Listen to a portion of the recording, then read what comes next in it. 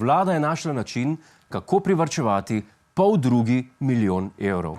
Da je novica še boljša, varčevalnega ukrepa bolniki sploh ne bodo občutili. Ukinja se namreč Nacionalni inštitut za otroške srčne bolezni, ki sploh nikoli ni deloval. So pa zaposleni na inštitutu kljub temu dobivali plače. Samo v zadnjem letu smo za direktorja Braneta Dobnikarja in 4 zdravnike, ki so bili sicer zaposleni drugje na inštitutu, pa sklenili zgolj 10 do 20% delovno razmerje, plačali 60 tisoč evrov. Že od jeseni niso delali nič, a kljub temu prejemali plačo. Mimogrede, a ste opazili, da ta grafika zgleda kot album sličic? A ima kdo kakšno Mojco Grošelj Grenc? Se priporočam. Jaz imam 2 Braneta Dobnikarja, tudi če imam.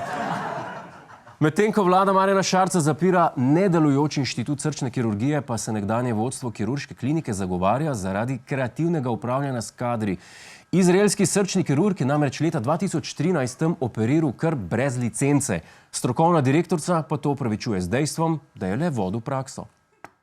A kot strokovna direktorica bi vendarle lahko vedela, da praksa avtomehanika in praksa kirurga pač nista podobni zadevi. Še posebej, če se vaje izvajajo na otrocih, pod operacije, ki jih je opravil dr. Mišali, pa se podpisuje nekdo drug. Prav ste slišali. Nekdanje vodstvo kirurgije je zadevo rešilo po študentsko. Na vaje je hodil en človek, podpisal se pa en drug, ki je takrat žuril na škicovi. Zaslišanje vodstva se nadaljuje jeseni, predsednica preiskovalne komisije pa je že zdaj podala najbolj realno oceno slovenskega zdravstva. Da so v bistvu v slovenskem zdravstvu delalo in se še dela kar tako po domače.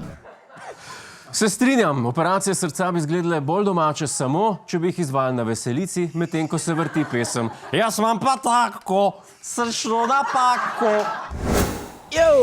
To je naš YouTube kanal. Klikni na ta gumb in se naroči, da boš na tekočem. Polajkaj nas tudi na Facebooku in na Twitterju. Pa po pameti!